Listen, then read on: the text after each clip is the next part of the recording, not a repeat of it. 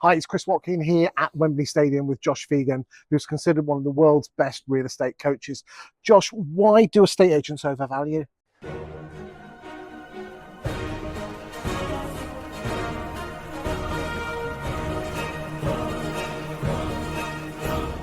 Chris, I love it. You're straight into the questions. And the basic idea is ultimately lack of skill, lack of knowledge about what's actually happening in the marketplace, and most likely because they don't even know they're overvaluing. So there's a little bit of too much credit given to actually think they know that they're actually going to be doing that. What about the fact is they're just overvaluing to get the listing because they hate losing the listing? Sure, but they don't necessarily know what the other person's actually said. That's the other conversation too. So sometimes what actually happens is that people are just in a position they don't necessarily know what's going on inside of a marketplace. It's really easy to take out an overvaluer if you're a competitor. Keep a really good quality document about what's actually coming to market, what did it go to market at, what did it actually end up selling for, and see what that difference is. And if I said to you, hey, agent A, B, and C, as an example, on average, you can take 30% off whatever they tell you, then all of a sudden you would know through concrete evidence that that's a problem. So any objection you get, always bring the objection up first.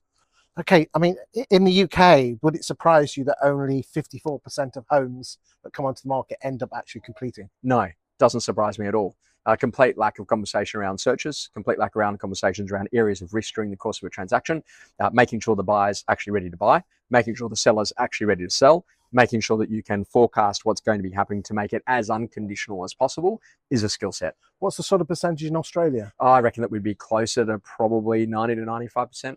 So it would surprise. Do you think it would surprise most Australian real estate agents that we're only, basically? Oh yeah, absolutely. And that would come down to process. Some of it is legislative based, like around chain of title and some of those other things. But being a relatively new country in Australia, we've got the benefit of some newer laws. And so off the back of that, maybe there are some benefits that come with that. But also too, Australians are really good at looking at areas of risk and making sure that we overcome them through better quality reporting earlier on. As an example, what's starting to become a norm is that we do a building inspection on a property before a buyer actually buys the property. And a benefit from a buyer's point of view is that then they know exactly that the third bedroom needs to be re-stumped before they actually make an offer to purchase the home.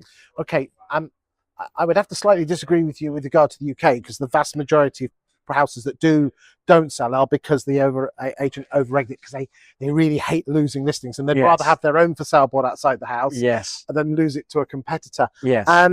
What advice would you give to any estate agent who is constantly coming up against a corporate estate agent who's, basically whacking on at 10-20% more, and then, they sign up for 26 weeks? Have you got any great one-liners, or because I'm a firm believer questions give you the confidence and give you credibility? Oh, there's no doubt about that. The most important conversation is that if an objection keeps them coming up, bring it up first. I said, look, just so you know, most estate agents in the local area will try to get you to sign a 26-week agreement. I'm not sure about that, but 6 months for an agreement in a relationship with someone that you don't know sounds like a long period of time.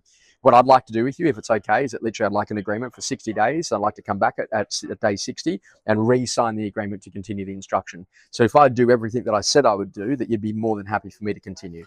So I want to earn the right of your respect and your loyalty. Secondary thing is that literally I've tracked every single listing that's actually gone to market. What did it go to market at, and what's it currently on the market at, or what does it actually ended up selling for? And so I can go to show you the statistical difference between what they tell you versus what they get. Here are our last 20 sales. This is what we told the owner, and this is what they actually got, to show full transparency. It's interesting you use the word data. Estate agents aren't very good with data. Yes. They try and use their people skills. Yes. That's no doubt about that. But the interesting conversation is that how do I present something in a way that you can understand it, you can accept it, and then you feel confident to act? And that's about storytelling. And that's what data is. It's a great way to be able to tell a story about what's happening in a market. Thank you for your time today, Josh. Lovely to see you.